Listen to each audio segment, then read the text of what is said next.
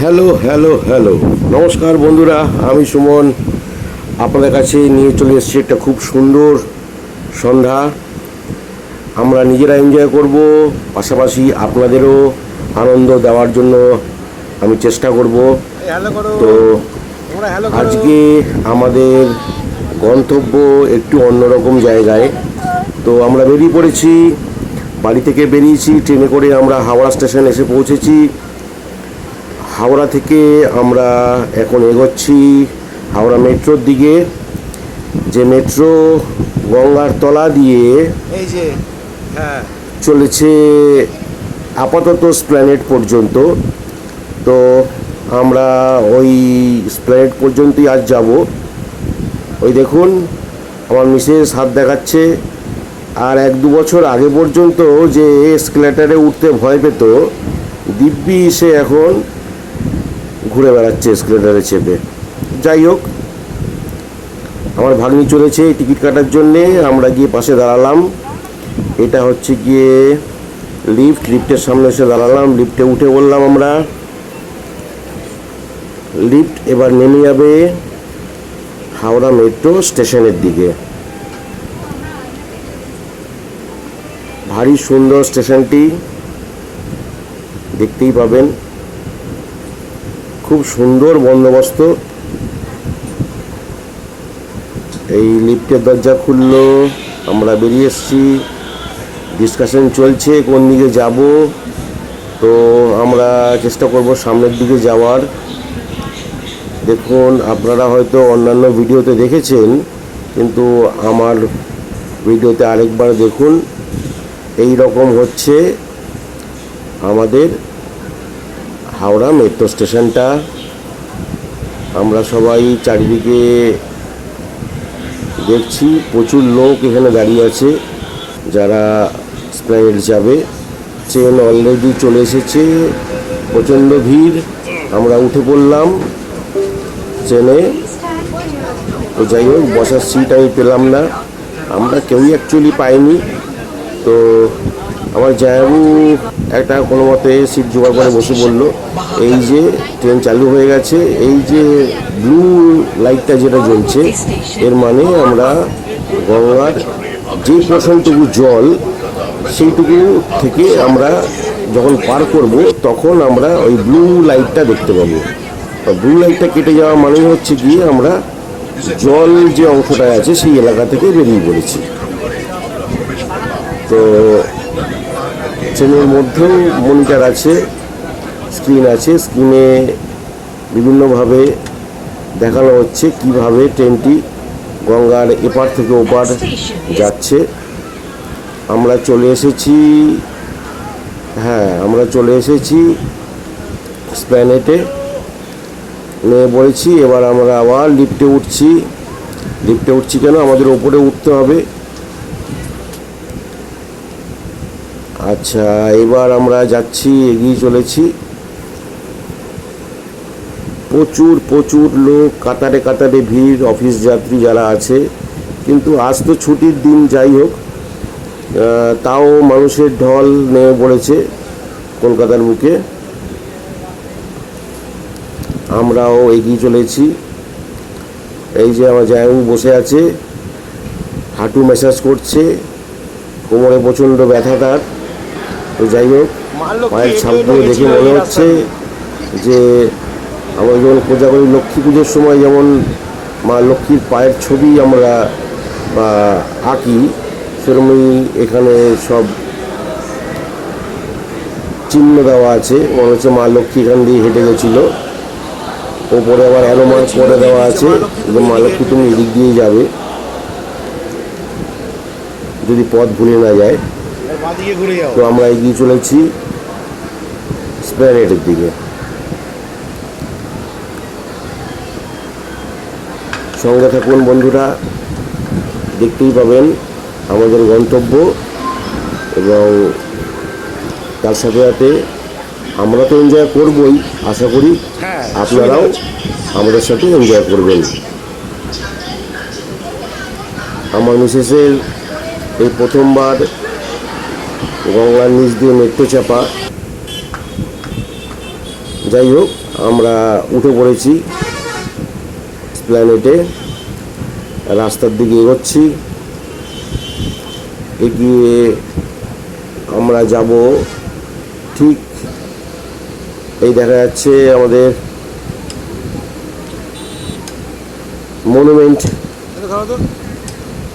মনুমেন্টের পাশ দিয়ে যে আমাদের ধর্মতলা বাস স্ট্যান্ড আছে, ওই বাস স্ট্যান্ডের মধ্যে দিয়েই আমরা এগিয়ে যাচ্ছি। ওই দেখা যাচ্ছে বড় বড় লাইট জ্বলছে, আমাদের গন্তব্য ঠিক ওখানে। খুব সুন্দর এসি স্লিপার বাস, শিলিগুড়ির উদ্দেশ্যে এরা আজকে হয়তো রওনা দেবে। আজকে প্রচণ্ড রাশ আছে বাসের, তার কারণ আপনারা নিশ্চয়ই জানেন যে একটি ট্রেন দুর্ঘটনায় আমাদের ট্রেন চলাচল একটু ব্যাহত হয়েছে শিলিগুড়ির উদ্দেশ্যে, তো সেই কারণে বাসের রাশ। আমরা চলে এসেছি আমাদের গন্তব্যের একদম দোরগোড়ায়। এই যে দেখতে পাচ্ছেন, এটা হচ্ছে আমাদের ইডেন গার্ডেন, আমাদের সবার প্রিয় ইডেন গার্ডেন। দাদাকে দেখতে পাচ্ছি ব্যাট হাতে ছবিতে, তার পাশে আরেকটি ছবিতে দেখতে পাচ্ছি কপিল দেব মহাশয়কে ট্রফি হাতে, আর সেই জুটি ইডেনের টেস্টের।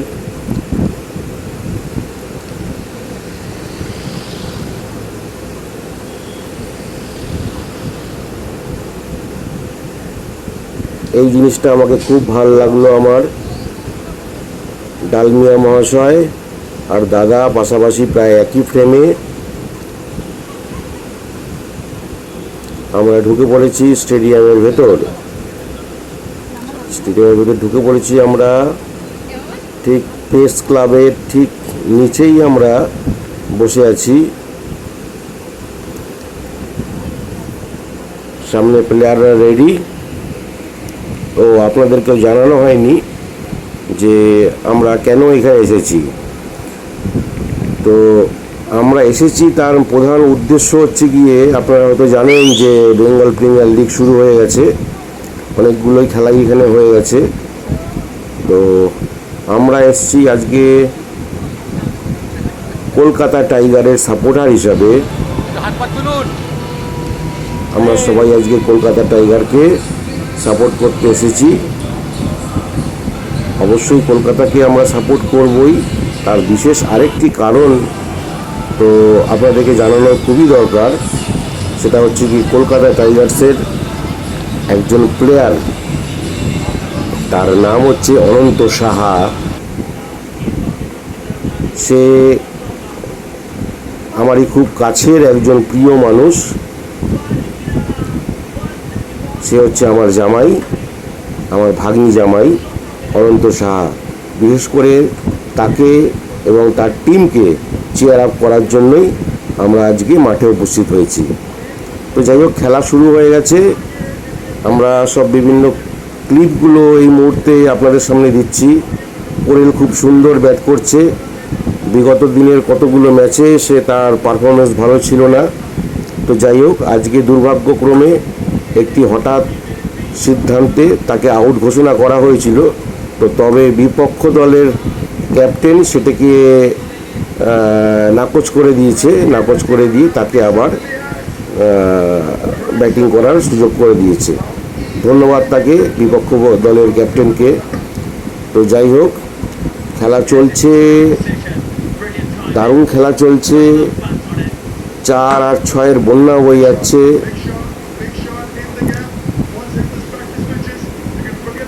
এদিকে পোরেল, ওদিকে কারণ, দুজনের যুগলবন্দিতে খুব সুন্দর একখানা আমরা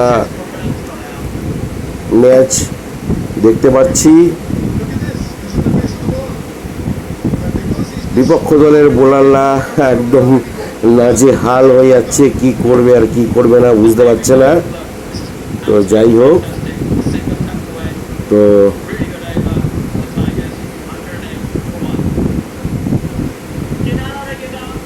আমরা এনজয় করছি, আপনারাও নিশ্চয়ই এনজয় করছেন। দেখতে থাকুন, সঙ্গে থাকুন।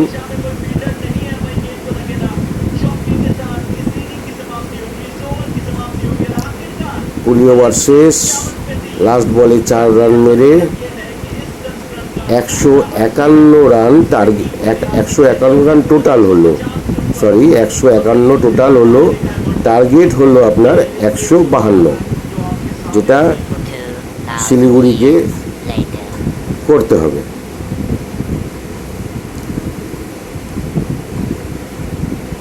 এই যে আমরা বসে আছি, মাঝখানে বিরতির সময় আমরা কিছু ছবি তুলে নিলাম, খুব আনন্দের মধ্যেই আছি।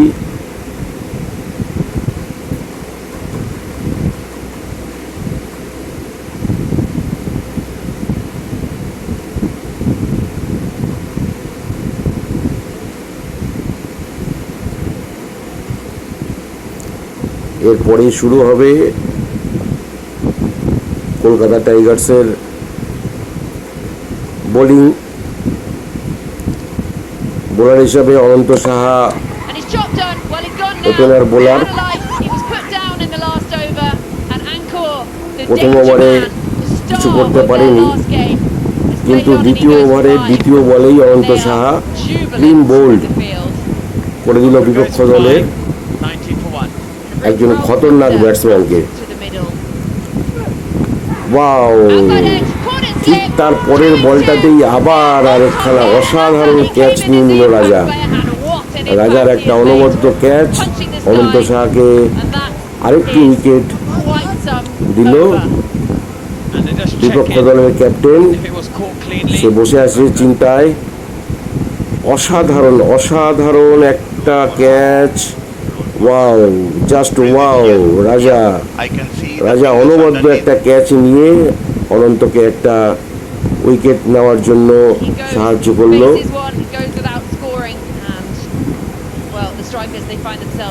দারুণ 2 বলে 2 উইকেট, হ্যাটট্রিক বল। দেখা যাক কি হয়। ব্যাটসম্যান রেডি, অনন্ত রেডি, কিন্তু না, হলো না। ব্যাটসম্যান খুবই সুন্দরভাবে বলটাকে 4 রানে রূপান্তরিত করলো। এই যে আমার প্রিয় মানুষটা অনন্ত, উইকেট নেওয়ার পর তার উচ্ছ্বাস, টাইগারের মতোই গর্জন করছে সে। তো যাই হোক, তার উচ্ছ্বাসে আমরাও উচ্ছ্বাসিত হয়ে গেলাম। আমরা স্টেডিয়ামের গ্যালারিতে আর অনন্ত মাঠে।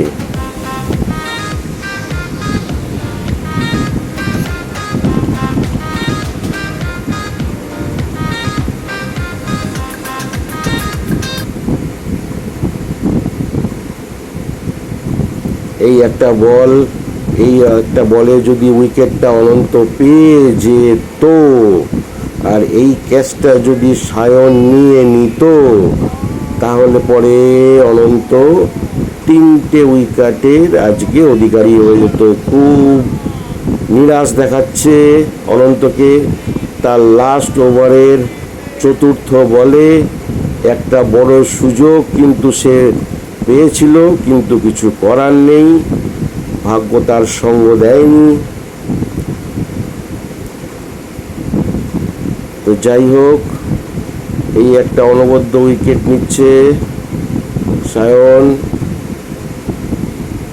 আম্পায়ার আঙুল তুলে দিয়েছে। এই যে আমরা সবাই স্টেডিয়ামে আনন্দ করছি, তারও ছবি আপনাদের সামনে দেখাতে পারলাম। আমরাও ভাগ্যবান যে ক্যামেরায় আমাদের উচ্ছ্বাস ধরা পড়েছে। তো যাই হোক, খেলা আমাদের শেষ।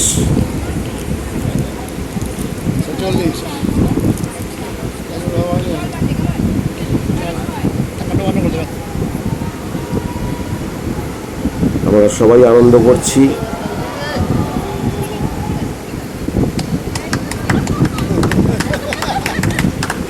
মাঠে প্লেয়াররা আনন্দ করছে। এই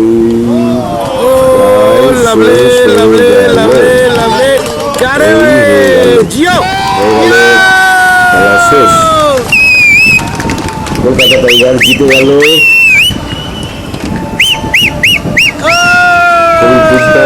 একটা অনবদ্য ম্যাচ দেখলাম আমরা, একটা খুব সুন্দর ম্যাচের সাক্ষী হয়ে রইলাম আমরা। আর বিশেষ করে অনন্তর এত সুন্দর বোলিং, আমরা এটাই দেখার জন্য এত দূর থেকে আমরা স্টেডিয়ামে উপস্থিত হয়েছিলাম। এবার আমাদের বাড়ি ফেরার পালা। সামনে টিম বাস দাঁড়িয়ে আছে। আমরা চেষ্টা করছিলাম একবার যদি অনন্তর সঙ্গে দেখা করতে পারি, কিন্তু সেটা আর মনে হয় না সম্ভব হবে, কারণ আমরা অনেকক্ষণ দাঁড়িয়ে আছি বাইরে। আমাদের গাড়িও চলে এসছে, তো গাড়িকে অনেকক্ষণ ধরেই আমরা দাঁড় করিয়ে রেখে দিয়েছি রিকোয়েস্ট করে গাড়ির ড্রাইভার দাদাকে। তো যাই হোক, গাড়িতে উঠে পড়ি, বাড়ি ফেরার পালা।